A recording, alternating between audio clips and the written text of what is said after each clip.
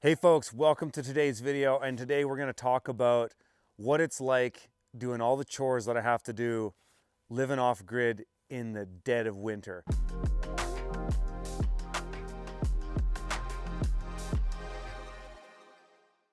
Now, in the last week, the environment up here has completely flipped on its head. It went from nice fall to boom, winter immediately, which has actually been great. I actually prefer the cold just to be here, the ground stay frozen, than to have this sort of wax and waning where you have mud and it's difficult to run machinery and stuff like that. You kind of just know what you're in for. So I actually really enjoy it. And it's been a year since last winter and things have changed here. And a lot more permanent infrastructure is in on my property now. So we're going to go through a bunch of tools and equipment and talk about what it's like living off grid. What do I have to do as far as electricity? What can I expect to harvest for electricity? What do I have to do to maintain heat? All this kinds of stuff. We're going to get into it today. If you're new here, my name is Curtis Stone. People used to know me as the urban farmer. Now I'm the off-grid farmer, and this channel is all about demonstrating off-grid life and trying to be an inspiration and an example of things you can do, things you might not want to do. And if you like one thing, take it. If you don't like another thing, leave the rest, no problem. Okay, so let's get into it. So as I was saying, we went from fall to winter very quickly this year.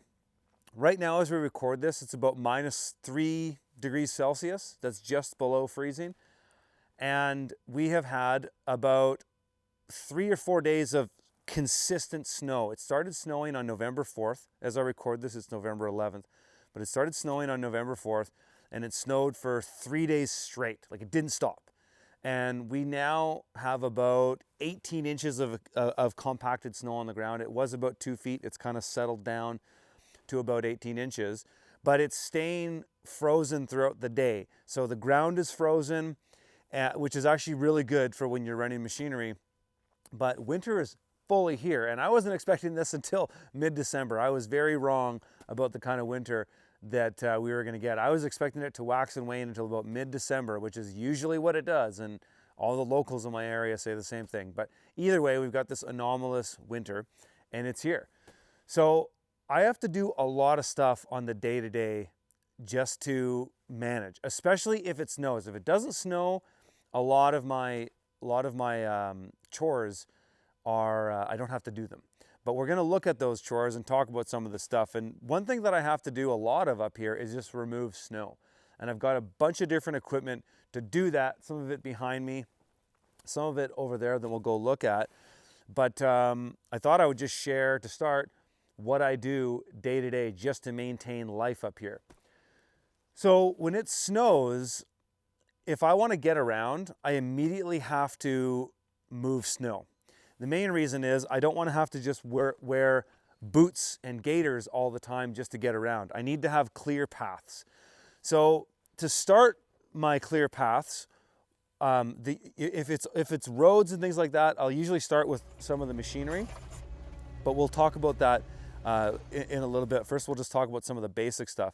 So when we get a big snow, the first thing I usually will do is fire up the BCS snowblower, and I'll blow the paths that I've been maintaining. And you can see some of these, they're just in and around. They're basically the from point A to point B paths between my cabin, my garage, my greenhouse, my solar panels, the greenhouse down below, this greenhouse over here. I have to maintain these paths. So I really only need to use the BCS snowblower when I've got a big snow. And I also use it on the panels, and we'll talk about that in a minute. But I'll use this if we get a big snow and it's too much to shovel. I'll use the BCS. I also used the BCS to start. So when we first got this big dump of snow, and I said, okay, now I'm actually going to get out there and really get at the snow, I used this to carve the paths. And then after that, I'll basically just use this thing. And if we just get a skiff of snow, and by that I mean anything up to 2 or 3 inches, I can just use this on a maintenance standpoint, so I don't actually have to burn fuel all the time. I can do a lot of my snow maintenance with this. And of course, other types of snow shovels too. I really enjoy this grain scoop as a good way if I have to heave snow. And one thing that I have to do up here a lot is maintain the snow around my greenhouses. So this high tunnel here is the same shape as the one down below. And essentially I have to go along the sides and get all the snow away from the greenhouse so that it doesn't keep building up. And this is only if it's going to continue to snow. Once the snow is here and we're not just getting huge dumps all the time, this isn't something that I have to do all the time, but it is something that has to be done to get the snow away from the greenhouse. And then if I can get my snow blower in there, then I'll do that too, and I'll blow the snow away from the greenhouses. So a grain scoop's a great shovel for that. You know, typical snow shovel, just for whatever, pushing things around, that's helpful. And I find a shovel like this is really, really important for smashing away ice and stuff like that. That's something that is used a lot. So on a fairly regular basis, I've got to maintain my paths so that I don't have to put on big snow equipment every time I want to leave the house. And that actually leads me to another thing that's worth mentioning here is my gaiters and my boots. I find when I have to trudge through snow, these are crucial. And this is especially important when there's new snow and I just have to get out there and get into it. This is so important because these gaiters keep snow from getting in your boots, which means your feet stay dry. And when it's really cold and you're outside for a long time, staying dry is very, very important. So these are crucial for that. So yeah, these are the tools that I use mainly to maintain the paths and the way we move around from point A to point B around the homestead. Let's go check out some of the machinery and I'll show you the other level of snow maintenance. A big part of maintaining just my driveway up here is the skid steer. And this is something that has to be done if I want to leave the property. If we want to get out of here, we need to maintain the driveway. Our driveway is 1 kilometer long, and that is 0.6 of a mile for you Americans. And there's elements of that driveway that I like, and it's like anything, there's trade-offs. I like the long driveway because we have privacy, has a lot of security. With that, most people look at our driveway and go, yeah, I'm not going up there, because they can't see what's up there. So I like that about it. And on the flip side of it, it's a lot of work. The one thing that was kind of unfortunate about this snowfall happening so quickly is I have about 13 loads of 3/4 road crush piled up at different parts on my driveway. And my plan was going to be to work on that until the snow settled, because last year and the year before I worked on the driveway during the fall season. And normally fall for us is basically mid-October till mid-December. That would be our fall. And you get frosts and it waxes and wanes. You'll get daytime highs of sometimes 10 degrees and you'll get down below freezing, but it'll wax and wane and the snow won't stay. But this year, boom, it stayed. And so I had all this driveway work I was going to do that now I can't do. So it is what it is. But these are the tools and equipment that I use to maintain our driveway. The skid steer is the main machine here, and I have 3 different implements that I use with the skid steer with snow. So the bucket is on here now. I find I actually like to start with the bucket in the sense that if we just get a big amount of snow, I like to use the bucket to clear my landings because I have lots of dead ends and stuff up here and I can't just push snow or blow snow in one direction. So I like to use the bucket so that I could just push snow in straight lines and then push it over onto a pile or something like that. And over on my solar panels, we'll go over there next, I've got an area that I've been able to do that. So I usually start with the bucket just to clear my zone 1, if you will, in the homestead. And then usually 95% of the time I'm using the blade. The blade with the skid steer articulates one way or the other. And so I can basically what I do is I just always push it to the low side of the road.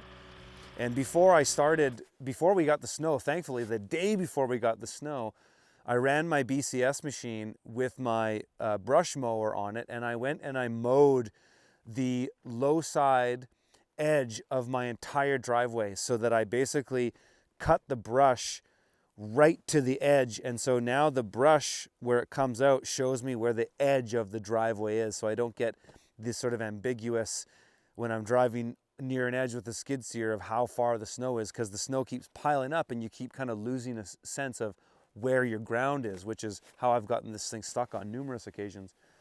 But the blade is what I use most of the time, because you get a couple inches of snow and you want to clear it out of the way. This is fast.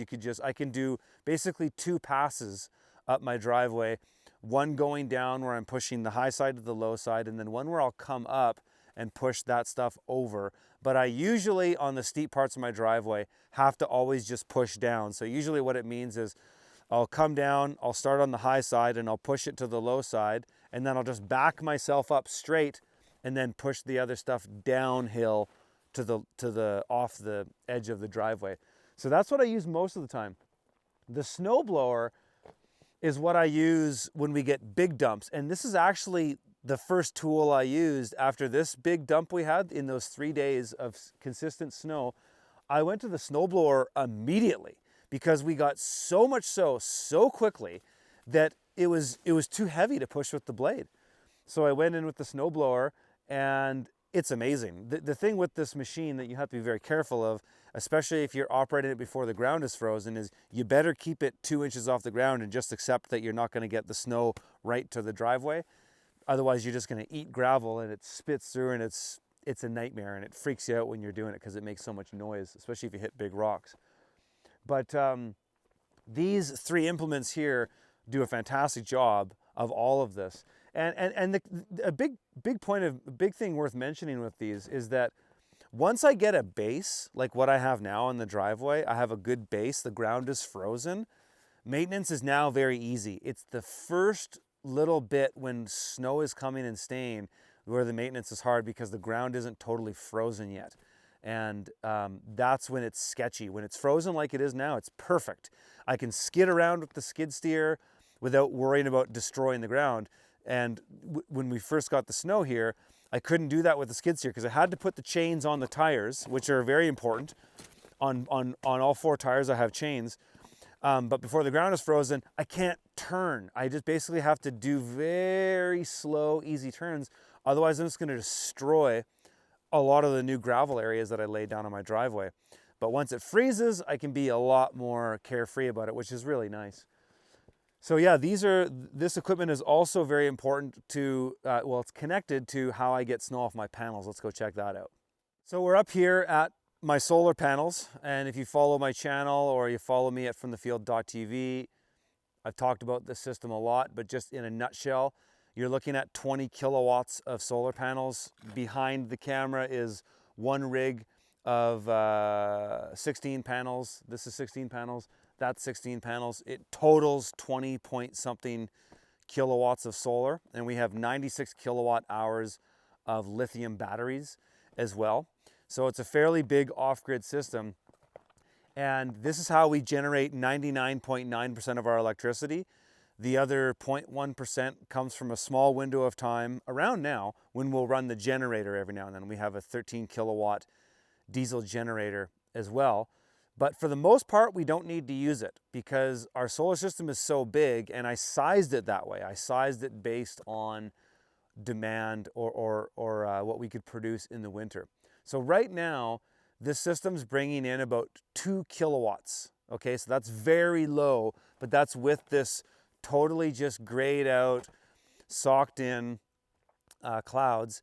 And that's getting about 2 kilowatts at the height of the day. Right now we're shooting this around 1 o'clock, but for the most part it's producing about 1 kilowatt. And anyways, with the system right now, if we control our electrical loads, we can have this system produce exactly what we need. So the last few days we've actually had a lot of sunshine, and our batteries last night, before the sun went down and we stopped producing solar, got to 100%. I finished topping up the the Tesla. We produced about 79 kilowatt hours of power yesterday. So that was enough to give everything we needed, put another 50% charge into my car, and then top up the batteries of the system. And so right now, we're basically just hovering at a point where there's just enough solar to come in to produce, to cover what we have for load. So our main loads right now are, and this is important when it comes to winter, we're running 4 freezers. We have 4 walk-in freezers, or not walk-in freezers, 4 chest freezers. One of them's a double. I have a walk-in cooler, which we'll go look at shortly, that has everything that I harvested from the ground last week. I pulled out most of my onions, all of my potatoes, all of our corn, the rest of our squash, all of our carrots that were in the field. Everything that was in the field and not covered came into the walk-in cooler. So we're running that. So we got 4 freezers, a walk-in cooler. We're using an electric hot water tank right now, which we will turn off at some point soon. But so far, we've produced enough solar kind of day by day that we're still using it. I usually turn it off and switch to hot water and demand from gas at some point once we're not producing enough solar, but we are producing enough for that right now. And then we've got fans in the greenhouse. We've got fans on our wood stoves. We'll talk about those coming up as well. And generally, like right now, we're consuming just under a kilowatt of power.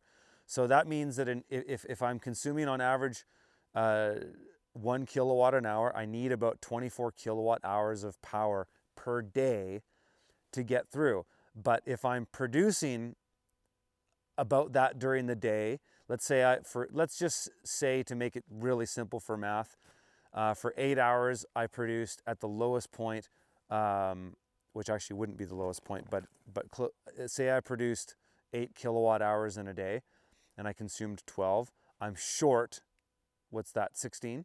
So I'm gonna pull 16 kilowatt hours from my battery. So as long as we get sunshine in the next 3 or 4 days, that's enough to top up our batteries and bring us back. If not, I'll turn on the generator. So that is a whole bigger conversation on its own as well, but it is worth mentioning because it's a big part of what being off grid is for us. Now, these panels also require quite a bit of snow maintenance. And when that 3-day snowstorm came in, I was out here almost every day scraping them off. One of the days it was snowing so hard and it just kept snowing that I just said, I'm not even gonna bother doing them because the amount of solar that I'd be generating would be insignificant anyways to go through all the effort. But I have a system to doing it. And it kind of depends. What I do depends on the kind of snow that I get. One thing I should also mention right now is that these panels are in winter mode. So these panels have 3 angles they can sit at. There's basically a summer mode, which is kind of like this. There's a spring and fall mode that's about 45 degrees. And then there's a winter mode, which is almost vertical, but not quite. I don't want to be totally vertical because the sun isn't directly 90 degrees down. So this is winter mode. They shed snow, and they shed snow fairly well, but when it just comes in and builds up, you got to scrape it off. And so if we get a big snowfall on these, I come in with basically, it's a roof rake. It's called a roof rake scraper. I come in with that. It has a long telescoping pole. And when I scraped these off for the first time in that last snowfall, there was 8 inches of snow on these panels. And what happens is it keeps falling down and it builds up on the ground, and then it just keeps staying here. So I have to come in and I scrape it with the roof rake. And then after that, I'll come in with a squeegee on a telescoping pole and I'll squeegee them off. Then once the panels are all scraped off, then I want to get the snow out of here. And I have a sort of a sidewalk that I made along these panels where I can just push my shovel along here, especially now that I've worked this with my snowblower and stuff. But my snow comes down and then I just have to get it out to the landing here. And once I get it out, either by throwing it out with the shovel or blowing it with the snowblower, then I'll get my skid steer in with the bucket and I'll scrape it away so I'm getting at least 10 feet away from my panels. Then I'll just push it out. I'll just push it off this landing. And I've set this landing up. My house is gonna go down here next year, but this landing is open on this sort of cul-de-sac area intentionally. And once I finish this permanently, I'll do this with pavement and or concrete, and I'll have where I can just push it off an edge, and I'll just push it and push it and push it and push it all winter long. But that's essentially what I do to get the snow out of this area. Some people might ask, why don't I have my panels much higher off the ground? The main reason is wind. We do get strong winds up here that come from the north, the northeast, or the northwest. And my concern was if I had the panels too high, that they would just take a lot more wind sustaining vibrations. I'm not really worried about the panels being blown over. They're on solid concrete and they're strong, but you know, if I were to do it again, I'd probably get that one a little bit higher, but these ones, I wanted to have them at this height. So it is a bit of work to get this out, but it's really not that big of a deal. On most snowfalls, it takes me 10 minutes to do all of this. When we got that big dump, it took me an hour to do it all. And I'll always start with my eastern facing panel first, and then, because that's the one that's gonna get sun quickest in the morning, and then I'll do the other ones after that. But that's basically something that has to happen every time it snows up here. A lot of people have been asking me where we're storing all of our produce from the farm. And right now it's here. A goal of mine was to build a walk-in, not a walk-in cooler, but a root cellar this year. That didn't get done, as well as a number of other things. But I always have a redundancy plan. I always have if I can't get the big thing done, I've always got a backup, and my backup was my old walk-in cooler. I've had this since the beginning of my urban farming career, and it's a fantastic little walk-in cooler that comes apart. They're module lock panels. It is it's a 8 by 6 by 4 feet deep. And so I've got everything in here. I've got all of my potatoes, my carrots, a bunch of corn, and most of our produce has been either processed, so our tomatoes have all been processed. They're either frozen or canned. Same with our cucumbers and pickles. We still have new cucumbers in the greenhouse. We have our greens and beets and things like that inside the high tunnel. So a lot of our produce is actually still in the field. We're still eating it fresh. But the root crops and our corn are all in here. So you're looking at 500 pounds of potatoes right there, 80 pounds of corn, 100 pounds of carrots, but I also have carrots in the greenhouse as well. So anyways, without going into it too much, this is the walk-in cooler that has all of our stored produce at the moment. And in the wintertime, you don't really need to cool the cooler because it's below freezing outside. What you actually have to do is keep the cooler warm. So what I do is I have a little space heater in here, and it's got a little thermostat on it, and it's just set to keep it above freezing in here. And I've actually got a thermostat in here, a high-low thermostat showing that it's been 1 degree in there, which is good. I could probably turn it up a little bit more to keep it maybe just a little bit higher than that, but 1 degree Celsius, and that's enough to keep all that produce alive and well without freezing throughout the winter.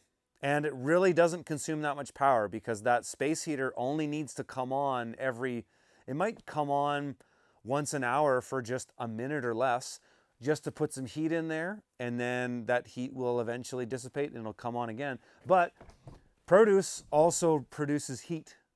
Potatoes and corn and carrots, those things actually have heat in them. It's called field heat. And for a period of time, I didn't even have to have that space heater in here. For the first, I got all of these crops out of the ground finishing the day before it snowed. So it started snowing on November 4th. I got all of these out. It took me a few days. I spent half the week on it, but I got the last bit out on the day before it snowed, and thank goodness. But all of it had warmth on it, and that warmth was just coming off it, where this cooler was staying 3 or 4 degrees Celsius without the heater at all, just from the heat of the produce. So you might wonder where our water comes from when we're off grid. Well, currently it comes from this water shack. This little shed is built on an 8 by 16 by 20 foot long and deep foundation that stores 40,000 liters of water. And so this is piped to our cabin and it all goes underground. And so the water we drink right now comes from here. And then the water that came here came from our well. And I pumped that well and I'll top this cistern up. But once our house is finished, this whole thing will be redundant for our house. But currently, this is where we get our water from. And last winter, I had to top this up a few times. So for a family of 4, 40,000 liters of water, I believe lasts about 2 months. And so I'll top this up a couple times throughout the winter. I'll just have to pick a day that it's kind of warm and I'll just turn on the well and I'll run a line to this and top it up. So a big part of staying warm in the winter for us off grid is firewood. So we heat exclusively with firewood. And a big plan that I had before the snow came was to install a wood boiler this year. And I started building that firewood shack where the boiler was going to go. And we've been actually putting in plumbing into even the cabin, and we have all these underground lines set. Eventually we're going to have a boiler that heats all of our buildings and greenhouses. But that boiler didn't arrive before the snow came. So unfortunately I wasn't able to finish the task. But like I said, I always have a redundancy. I always have a contingency plan in place.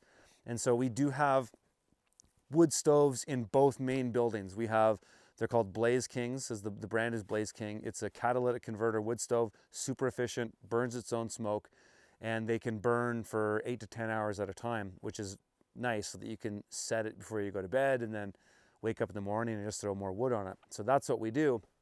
And we have a wood stove in our cabin, and we have a wood stove in the garage, which is also connected to the greenhouse. So we'll go look at that shortly as well. But so I do firewood, and I actually like to have my firewood station close to where we are, because I typically don't split all of the wood prior, though I do a certain amount, and then I like to do it through the winter because it actually gives me some good exercise to do that keeps me warm and gets me moving. So actually I like doing it in the winter. And so what I have is this is liftable by my skid steer. And so I have a big cache of firewood over there. We can go look at it in a minute. And I can load logs into this and bring it here so that I can chop nice and close to the cabin. And this is my chopping station essentially. So I'll split rounds here.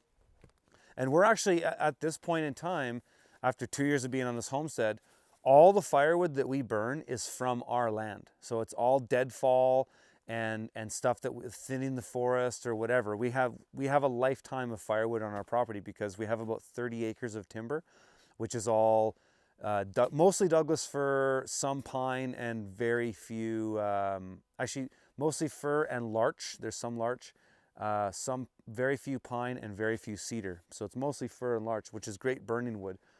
And so we get all of it from here. And I use the skid steer when I can to move stuff here. And this can get picked up because I have another firewood area over there we'll go look at in a second. But I do all my splitting here because, like I said, I like to be close to the cabin. And I use my splitting maul for splitting, but I also use this other little round that goes in for when I want to make kindling. And this round just keeps it so that the kindling is higher for me. So that's how I make kindling. Another thing, since we're standing here, is we also use composting toilets up here. So basically we poop in 5-gallon buckets. And we use sawdust, which is frozen right now because it's below freezing.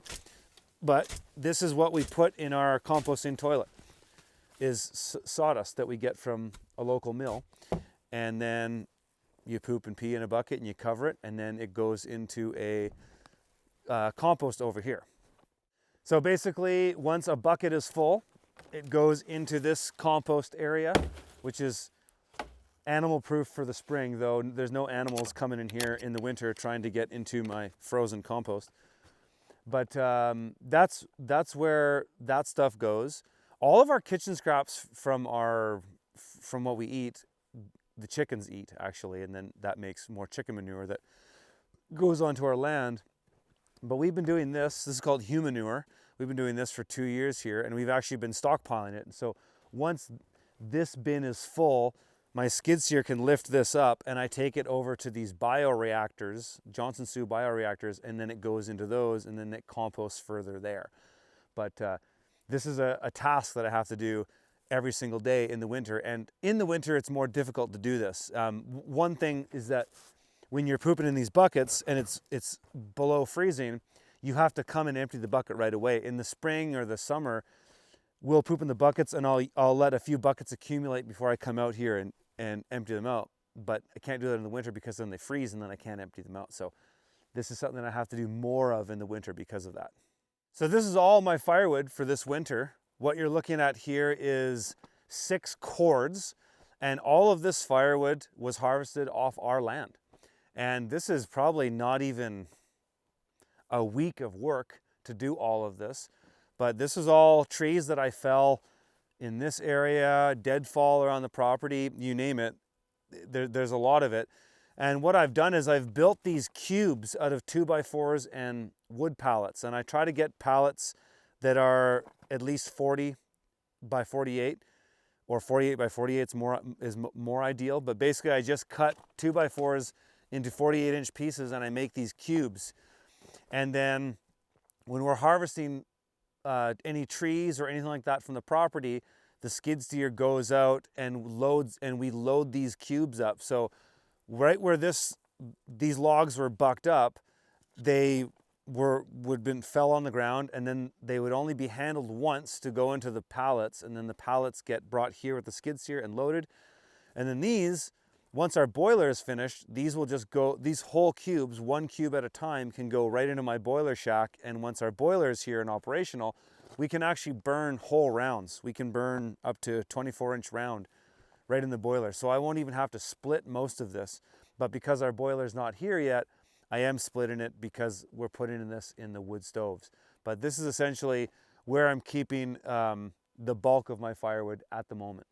So this is the boiler shack that I had mentioned that I had been pushing to finish before the snow came, and the snow came. And so the thing that kind of sucks now is I can't even use this winter, because I had a couple of areas where I had lines that come from this underground that are still exposed that I was going to bury, and I can't bury them now because they're covered in snow.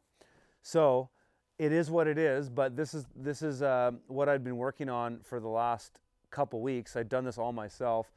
And so there's a wood boiler that goes in here on this side, and then the other side has my generator and tidy tank, and they're going to be separated by a wall of hardy plank, essentially. And but this is the big project that I've been working on. And then the snow came. So like I said, I always have a contingency. And again, the plan with this eventually is that when this boiler is finished, I can bring in those firewood cubes with my skid steer and just drive them right in here. I can probably keep 2 or 3 in here at a time, and then I just unload those logs into the boiler.